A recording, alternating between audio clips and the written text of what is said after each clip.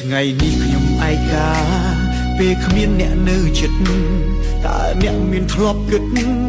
ចិត្តខ្ញុំឈឺចាប់ទេអ្នកបោះបង់ចោលខ្ញុំហើយទៅតាក់ទងគេធ្លាប់គិតដែរឬទេឈឺប៉ុណ្ណា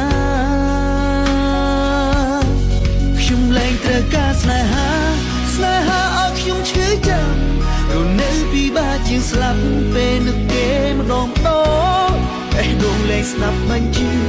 ទៀមទាស្រីរកឈ្មោះអូនទាំងរូបបងនេះដឹងខ្លួនអូនចាក់ចេញទៅឆ្ងាយទោះកាយមិននៅក្បែរគ្នាតែចិត្តបងនៅតែចាំគ្រប់ពាក្យដែលអូនបានផ្ដាំឲ្យបងថែខ្លួនផងពេលគ្មានរូបអូននៅក្បែរមើលថែរក្សាបេះដូងអូនសូមជូនពរឲ្យបងឆាប់រកអ្នកថ្មីជំនួស